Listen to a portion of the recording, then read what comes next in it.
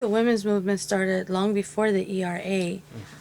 As a matter of fact, just this morning in our Chicano history class, we were talking about the robber barons, making a connection again to the robber barons era, and the fact that during that era, as now, oftentimes employers would seemingly, with the same background and preparation, choose to employ women as opposed to men because of the fact that there's still the perception that women don't deserve equal pay for equal work and equal background of experience and preparation. Historically, they've always looked at women as an opportune target population from which to draw a greater amount of profit because they could pay them less. In the past, it was the issue that you didn't have to pay women what you had to pay men because men were seen as head of household. But these days, we're pretty much around almost the 60% mark for the divorce rate in this country, and many of those divorced families are headed now by women. So we have the issue where women are single often and heads of households, earning much less than their male counterparts would earn in the marketplace, especially given the same background and preparation. Well, you can't argue with the fact that anything that entails or anything that in which you mentioned discrimination, of course, is going to be inherently wrong. It's been well documented that women make less money than men. There's been steps to try to address the problem and try to bring some sort of equality, some sort of parity between men and women and how much money they earn. On a positive note, there's been positive steps in trying to correct that. The gap between men and women and how much they earn is definitely shrinking, but it's still definitely off. In fact, a recent study showed that. The gap is shrinking, which most people would say, well, that's good news. But it's not shrinking because women are earning more money. It's shrinking because men are earning less money.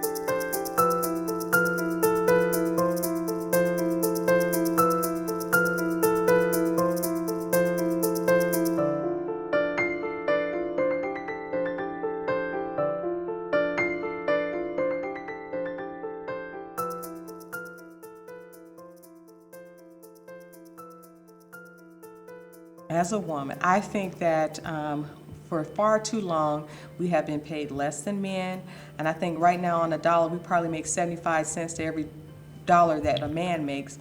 And I think that a woman, if she's doing a job that the man is doing, that she should be able to get the same pay.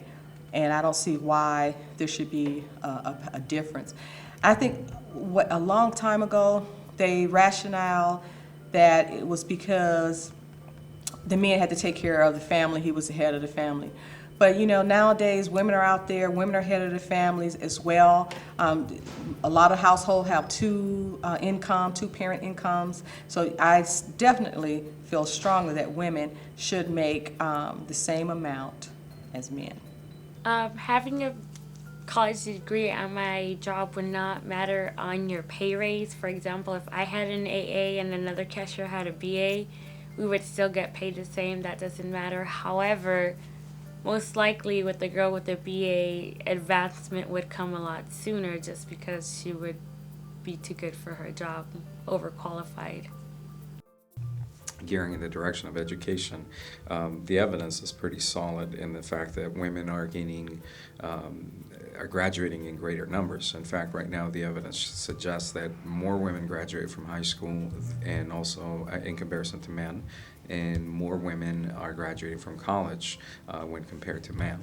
So women are just as driven as men, or have been empowered to be driven. And that evidence, again, is found in just the fact that women are gaining more and more years of education. As far as their interest in gaining that equality, well, of course, that's one of the big areas that I'm sure that women who have that awareness and that collective consciousness of reaching equality, that's one of their goals.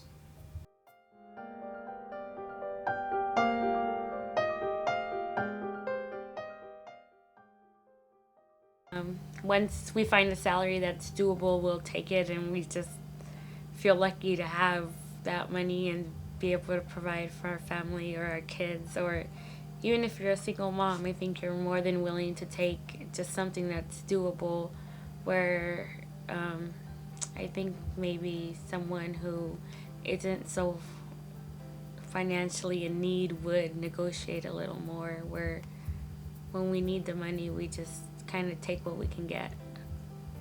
I think one of the misconceptions that sometimes we have is that a single mother or a single woman or a woman who has children, was that part of the question, single Yes. moms? That these women are going to be poor, and these women are going to be on some sort of social, collecting some sort of social service or welfare, and that's not true. The fact is that single parenthood, I mean, those are like two separate issues. Single parenthood is a problem when the woman is young, typically. There's evidence that when a woman has a baby, a married woman has a baby at a young age, there's a direct connection with being part of or collecting social services, or not, having the education and so on. Very different than, say, someone who divorced or someone who had a child later in life that may potentially have a better paying job or a career job, something along those lines. However, my advice, of course, would depend on the age of the individual. I think that there are some parts or some resources in place in society that can help even a young woman who wants to succeed, who wants to take care of, move ahead. Of course, education is critical. Education is one of the most important ones. Unfortunately, there's, like anything else, anytime that we get into an economic crunch, there is going to be an adjustment somewhere. We're going to reduce our services, and we've seen it happen in recent times, in which we had this CalWorks program that essentially helped women, especially young women who were pregnant or who had children out of wedlock, in succeeding in school. That program has been either reduced or completely scrapped in most schools. Obviously, that poses a new challenge or another layer of problems for women, young women with children. However, my advice always would be, try to find the resources available to you, and if that entails, receiving some sort of social service, whether it be welfare, food stamps, WIC, I mean, you name it, any of those programs, but still having some sort of interest and commitment to maybe education. The fact is, education is by far the most effective way of improving their financial and social position. I think that's going to happen at all. The women are very educated right now. We do not have these blinders over our eyes. We are, like I said, we are very educated. We're very knowledgeable. Knowledge is power, and I don't see us taking a step back. As a matter of fact, I see us taking 2 or 3 steps forward. We're moving in a direction where we're aware of the problem, as a society, I hope. I'm not sure how many people outside of education are fully aware. Sometimes people are aware just anecdotally. In other words, they work somewhere and they know that somebody else is making more money than they are. I can cite one perfect example. I have a friend of mine who was hired years ago for a company that was in the business of fiber optics. He took this job doing some sort of computer media specialist of some sort, and they offered him $60 an hour. He was replacing a woman that was being promoted and moving on to a different job. That woman was making just a little bit over $30 an hour. Of course, you're talking about 50 cents to the dollar that this woman was making. Now, that's an example of how that issue happens, and I'm not sure how much awareness my friend had in terms of this inequity in pay. As far as where we're heading economically and whether women are going to reach that, equality, or maybe they're going to actually, move backwards, I don't know. It's difficult to say. The evidence, again, is that they're gaining, but the gain is not necessarily based on on them earning more money, but actually more on men earning less money.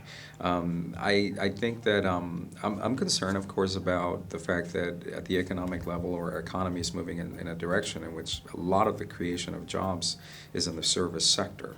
So service sector jobs pay less. And if we see an increase in the number of women going into those jobs, obviously it's easy to get stuck in that position where you're going to be probably making less money or little money.